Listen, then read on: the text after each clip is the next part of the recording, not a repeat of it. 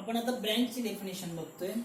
काय डेफिनेशन आहे इथं? The branch is any part of the network that lies between two junctions of the network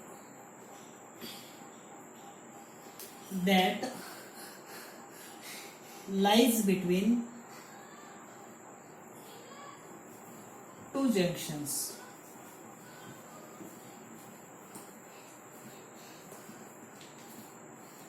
is called branch. Branch definition काय? Branch म्हणजे काय?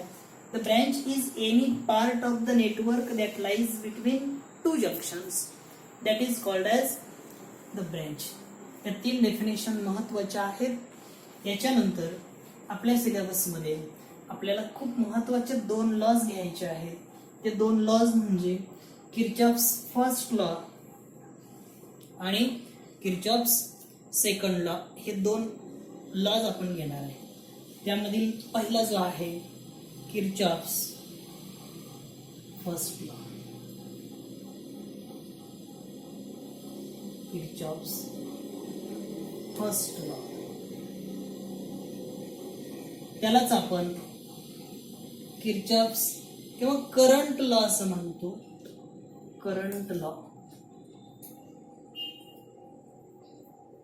त्यालाच आपण जंक्शन लॉ असंही म्हणतो.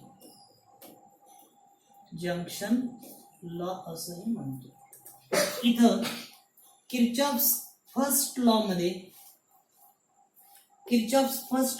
करंट लॉ, जंक्शन लॉ हे सगळं एकच आहे. मग काय सांगितलंय किर्चॉफ्स या शास्त्रज्ञानं फर्स्ट लॉ मध्ये? अनेक वायर्स असतील,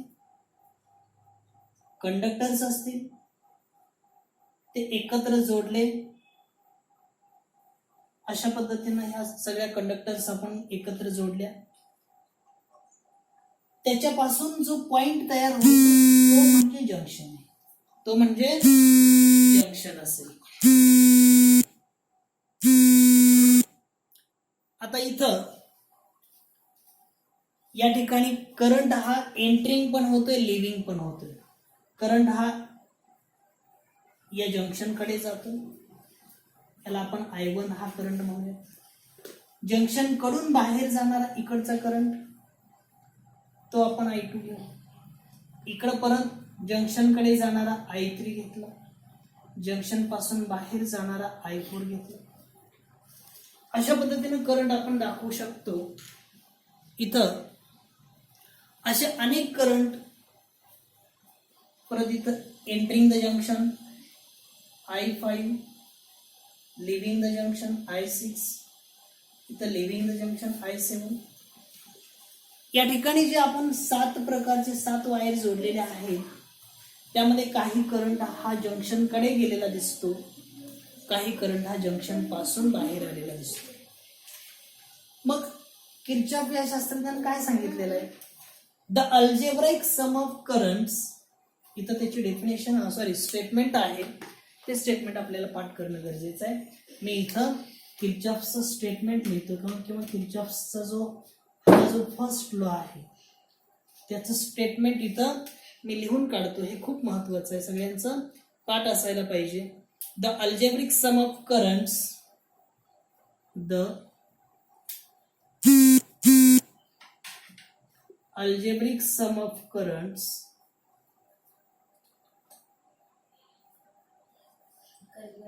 ऍट. आता इथं बघा, the algebraic sum of currents at a junction is 0. हा जो जंक्शन आहे त्या जंक्शनचा करंट हा या पॉइंटचा 0 मिळेल. हे किर्चॉफने सांगितलं. म्हणजे the algebraic sum of currents at a junction is 0. The algebraic sum of current at a junction is 0. इथं करंट एंटरिंग द जंक्शन आहे, I1 हा. लिव्हिंग द जंक्शन आहे, entering the junction, living the junction, entering the junction, living the junction आणि living the junction. मग आपण जर current entering the junction, current leaving the junction या सगळ्यांची बेरीज केली आणि त्याच्यावरून एक फॉर्म्युला घेतला किंवा एक फॉर्म्युला मिळवला तर इथे एक फॉर्म्युला आपल्याला मिळेल. इथं करंट एंटरिंग द जंक्शन हा आपण पॉझिटिव्ह घेतला, लिव्हिंग द जंक्शन हा निगेटिव्ह घेतला. बघा, current entering the junction is taken as positive sign and current leaving the junction is taken as negative sign. या सगळ्यांची ऍडिशन केली, अल्जेब्रिक सम म्हटलेला आहे म्हणून आपण समेशन केलं तर आपल्याला काय फॉर्म्युला मिळतो तो फॉर्म्युला बघूयात. हा I1 आहे, जंक्शन कडे जातो म्हणून याला प्लस I1 लिहावं लागेल. I2 जंक्शन कडून बाहेर जातो, इथं current entering the junction is taken as positive sign and current leaving the junction is taken as negative sign. अशा पद्धतीने आपल्याला घ्यायचं आहे. इथं -I2, इकडं परत entering the junction plus I3, परत लिव्हिंग द जंक्शन -I4, परत इथं प्लस I5 -I6, 7 ला परत -I7. या सगळ्यांची बेरीज म्हणजे 0. या सगळ्यांची बेरीज म्हणजे 0 आहे. हे किर्चॉफ्स फर्स्ट लॉ मध्ये आपल्याला दिलेलं आहे. यालाच आपण करंट लॉ असं म्हणतो, त्यालाच आपण जंक्शन लॉ असं म्हणतो. म्हणजे the algebraic sum of currents at any junction is 0. हे स्टेटमेंट त्याचं कम्प्लीट इथं होतंय. हे स्टेटमेंट खूप सोपं आहे. या अगोदर एक्झामला बऱ्याच वेळेला विचारलेलं आहे. याच्यावर एक्झाम्पलही सोडवायचे आहे. आता याच्यावरून याचे निगेटिव्ह साईन असलेले पलीकडे घेऊयात, पॉझिटिव्ह साईन इकडच्या बाजूला लिहूयात. काय मिळेल आपल्याला formula? Therefore I1 plus I3 plus I5 is equal to negative sign I2 हा निगेटिव्ह आहे, पलीकडे गेला प्लस होते. I4 हा इकडे निगेटिव्ह आहे, तिकडे गेला प्लस I4 होईल. हा I6 तिकडे गेला प्लस I6 होईल. हा I7 पलीकडे गेला प्लस I7 होईल. म्हणजे current entering the junction is equal to current leaving the junction असंही आपल्याला इथं म्हणतो. सगळ्यांची टोटल बेरीज 0 मिळते हे इथं आपण लिहिलेलं आहे. पण त्याच्या पुढे आपण जर गेलो तर current entering the junction is equal to its current leaving the junction. हा जो लॉ आहे हा लॉ आपल्याला किर्चॉफ्स फर्स्ट लॉ म्हणून दिलेला आहे आणि या लॉलाच आपण करंट लॉ असं म्हणतो, त्यालाच आपण जंक्शन लॉ असं म्हणतो. आता याच्यानंतर पुढचा जो लॉ आहे त्याला आपण किर्चॉफ्स सेकंड लॉ असं म्हणतो.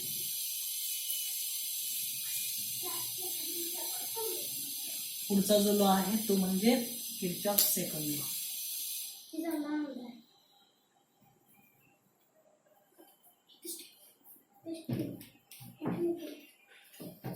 याच्या पुढचा लॉ किर्चॉफ्स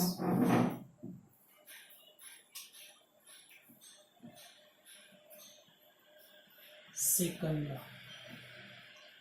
त्याला आपण व्होल्टेज लॉ असं म्हणतो. त्याला आपण व्होल्टेज लॉ असं म्हणतो. किर्चॉफ सेकंड लॉ त्यालाच आपण व्होल्टेज लॉ असंही म्हणतोय. आता किर्चॉफ सेकंड लॉ मध्ये किंवा किर्चॉफ व्होल्टेज लॉ मध्ये त्याचंही स्टेटमेंट आपल्याला पाठ करायचं आहे.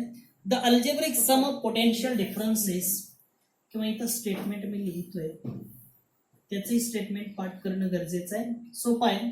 The algebraic sum of the algebraic sum of potential differences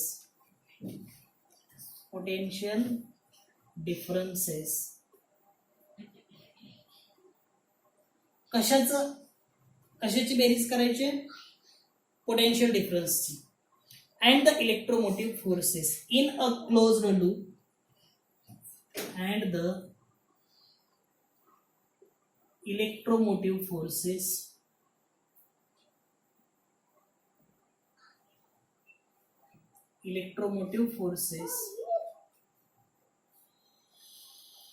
in a closed network और loop is zero. Loop is zero. खूप सोपं हे आहे, पण त्याच्यापेक्षा थोडंसं मोठं वाटतंय. करंट लॉ हा खूप सोपा होता. Algebraic sum of currents at a junction is zero. इथं पण झिरो आहे. काय झिरो आहे? द अल्जेब्रिक सम ऑफ कशाची बेरीज? Potential difference and EMF electromotive forces in a closed loop is zero. Circuit मध्ये असलेला पोटेन्शियल डिफरन्स म्हणजे फी आपण घेतो. According to Ohm's law phi means I R, current and resistance. हा जो part आहे तो आपल्या सर्किटमध्ये असणार आहे. त्याची बेरीज आणि इलेक्ट्रोमोटिव्ह फोर्स, करंट पास करण्यासाठी, करंट फ्लो करण्यासाठी आपण जो ईएमएफ जोडलेला आहे, जी बॅटरी जोडलेली आहे, जो सेल जोडलेला आहे, त्याची त्याच्यामध्ये बेरीज करायची. ती टोटल किंमत ही झिरो मिळते. सपोज आपण इथं एक लूप घेऊयात, एक सर्किट घेऊयात, किंवा इथं समेशन फॉर्म्युला अगोदर लिहिला तर पोटेन्शियल डिफरन्सचा फॉर्म्युला लिहिणार आहे. पोटेन्शियल डिफरन्स मध्ये काय येणार आहे? करंट आणि रेजिस्टन्स येणार आहे.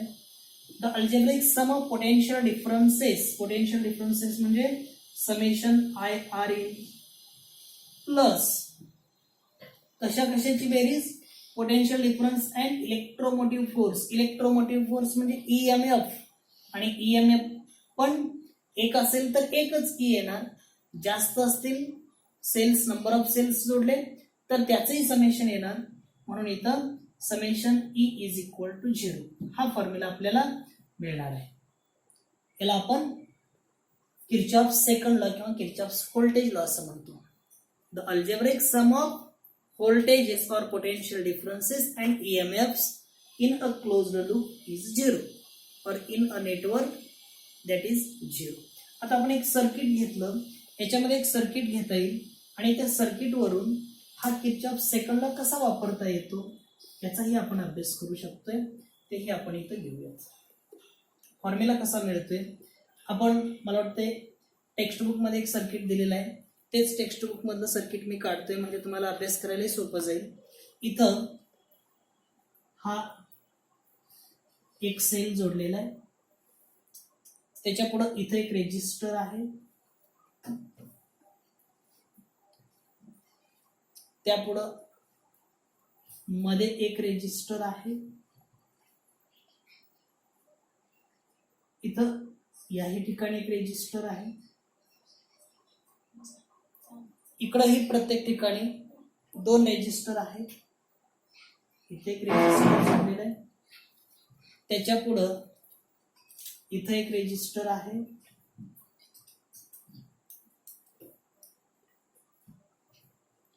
आणि शेवटी याच्यामध्ये एक सेल जोडलेला आहे. आता याच्यामध्ये आपल्याला सर्किटची डायरेक्शन जी आहे करंटची ती अशी दाखवली आहे आणि इथं याप्रमाणे दाखवली आहे. त्याला नावं दिलेली आहेत. मी जी टेक्स्ट बुक मध्ये दिलेली आहेत तीच नावं लिहितो. ए, बी, सी, डी, ई आणि हा एफ असतो. Resistor R1, R2, R3, R4 हा R1 आहे, हा R2, हा R3, R4 आणि हा जो आहे तो R5. त्याला सेल किंवा EMF E1, हा सेल किंवा EMF E2 दिलेला आहे. एवढं आपल्याला नेटवर्क आणि डायरेक्शन दिलेले आहेत. करंटच्या इकडून करंट असा जातो आणि इथं इकडून करंट असा फ्लो होतो. आता इथं सर्किट कॉम्प्लिकेटेड वाटतंय म्हणजे अनेक रेजिस्टन्स दिसतात. 5 रेजिस्टन्स याच्यामध्ये आहेत, 2 सेल आहेत. आपलं किर्चॉफ सेकंड लॉ किंवा व्होल्टेज लॉ काय सांगतोय? सगळ्यात या रेजिस्टन्स पासून मिळणारा जो व्होल्टेज आहे पोटेन्शियल डिफरन्स आहे. जर एखाद्या रेजिस्टन्स मधून करंट पास केला तर त्याच्या अक्रॉसला आपल्याला पोटेन्शियल डिफरन्स मिळत असतो. त्या सर्व पोटेन्शियल डिफरन्सची बेरीज आणि याच्यामध्ये असलेल्या टोटल ईएमएफ त्याची बेरीज ही 0 असते किंवा इक्वल असते असंही आपल्याला म्हणतो. तर याच्यावरून आपण according to Kirchhoff second law loop तयार होतात. इथं 3 लूप तयार होतात. एक आहे तो मोठा लूप तयार होईल ABCDEFA. बाकीचे 2 लूप लहान तयार होतात. दुसरा आहे तो ABEFA. त्यानंतर पुढं CCD असे लूप तयार होतात. मग हे जे लूप आहेत इथं BCDEB किंवा BEDCB असे कसेही लूप तुम्ही घेतले, कोणत्याही प्रकारे लूप तयार केले तर त्याच्यावरून किर्चॉफ्स लॉ लिहिता येतो. तर किर्चॉफ्स लॉचा फॉर्म्युला कसा मिळवायचा हे खूप महत्वाचं. आपण एक लूप घेतला सुरुवातीला, इथं लिहितोय मी फॉर लूप. याच्यामधला एक लूप घेऊ, फॉर लूप ABEFA. हा लूप घेतला ABEFA. हा टोटल इथपर्यंतचा लूप घेतला. किर्चॉफ्स लॉ नुसार, व्होल्टेज लॉ नुसार, सेकंड लॉ नुसार इथं बघा हा ईएमएफ E1 आहे म्हणजे त्याच्यामधून करंट जो फ्लो होतोय तो I1 असेल. हा I1 इकडून आला, तसंच इथं हे I1 असेल. करंट इकडं आला, तोच इथं हे I1 आहे, इथंपर्यंत तोच आहे. मग याच्या दरम्यान असलेला पोटेन्शियल डिफरन्स पाहिजे. ईएमएफ काढायचा आहे, पोटेन्शियल डिफरन्स काढायचा आहे, म्हणजे व्होल्टेज काढायचं आहे. ए पासून बी कडे आपण निघालो. आपला जाण्याचा मार्ग आणि करंटचा जाण्याचा मार्ग, आपण कसं जातो, ए कडून बी कडे गेलो. ए पासून बी आहे म्हणजे ए कडून बी कडे आपला जाण्याचा आणि करंटचाही जाण्याचा मार्ग तोच असेल तर आपण इथं निगेटिव्ह साईन घेत असतो. म्हणून इथं किती व्होल्टेज आहे, IR हा फॉर्म्युला आहे. म्हणजे पोटेन्शियल डिफरन्स किती आहे, I1 R1. पण त्याचं साईन काय येणार, आपण जातोय त्याच डायरेक्शन मध्ये, करंटही त्याच डायरेक्शन मध्ये जात असेल तर इथं निगेटिव्ह साईन. आणि निगेटिव्ह साईन घेतला असता काय मिळेल, इथं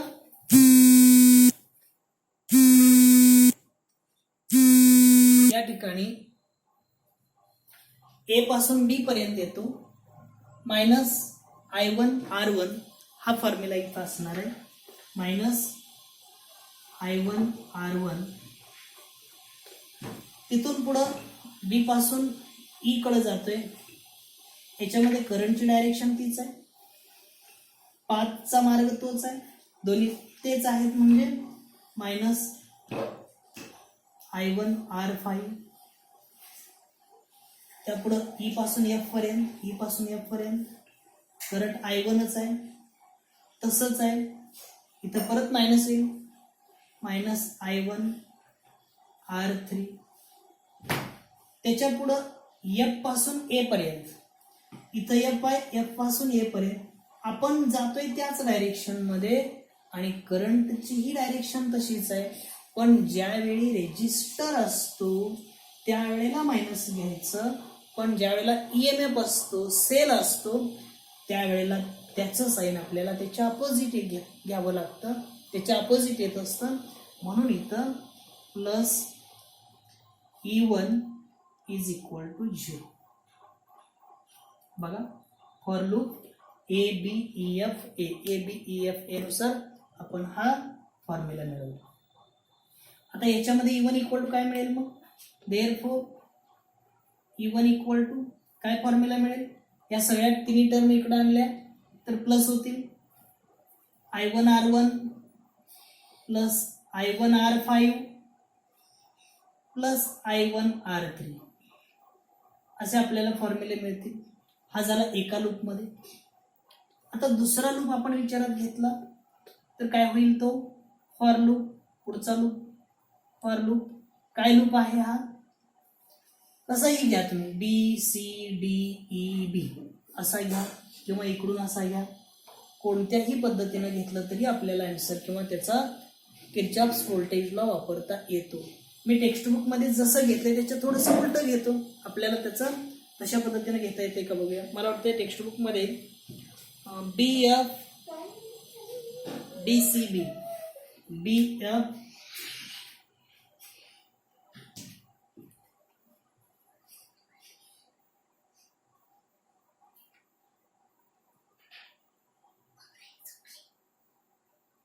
इथं F आणि इथं G, इथं E दिलाच नाही तुम्ही, F आणि इथं G दिलेलं आहे. ठीक आहे, आपण हा E दिलेला असल्यामुळे त्याने E घेतलेला आहे. आपण काय करू, ABFGA ABFGA करू. आणि आता इथं टेक्स्टबुक मध्ये BFDCB असा लूप घेतलाय, आपण असा घेऊया. For loop BCDFB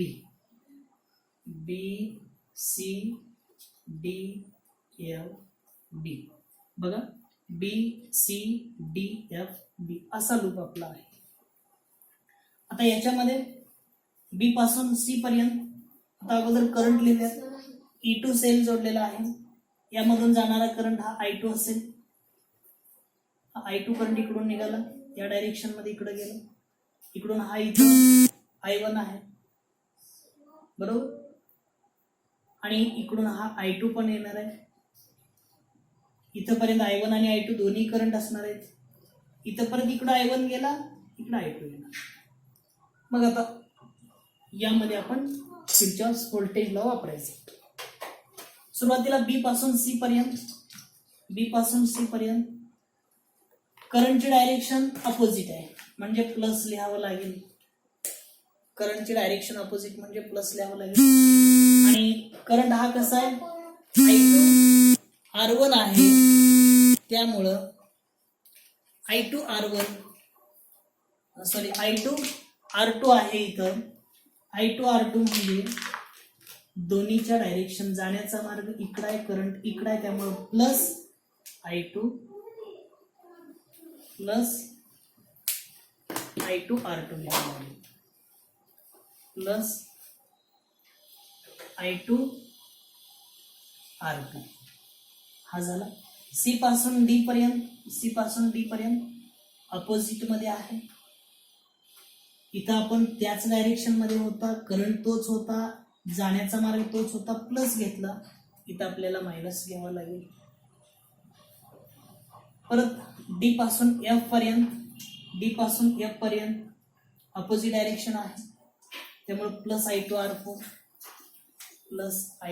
R4. त्याच्या पुढं इकडं अपोजिट डायरेक्शन मध्येच येतोय, I1 प्लस I2, दोन करंट आहे त्या दोन्हीचे ऍडिशन येणार आहे, I1 प्लस I2 दोन्हीचे ऍडिशन. आणि हा जो रेजिस्टर आहे तो म्हणजे R5. आलो आपण B पर्यंत, B पासून परत B पर्यंत आलो. करंटची डायरेक्शन अशी आहे, पण आपण लूप असा घेतला म्हणजे आपल्याला त्याच्यावरून हा फॉर्म्युला मिळतो. इज इक्वल टू काय असणार, 0. आणि हेच कसं लिहिता येईल, E2 फक्त पलीकडे येणार, therefore E2 equal to I2 R2 plus I2 R4 plus in bracket I1 plus I2 bracket complete R5. या लूप वरून करंटची डायरेक्शन ही अशी दाखवली. तुम्ही लूप असा घेतला तरी चालेल, BFDCB असं घेतलं तरी काय येणार आहे, प्लसच्या ऐवजी मायनस I1 R5. मला सांगा आता इकडून असं जरी आलो तरी आपल्याला लूप, फॉर लूप हाही घेऊयात आपण. फॉर लूप काय येणार, BFDCB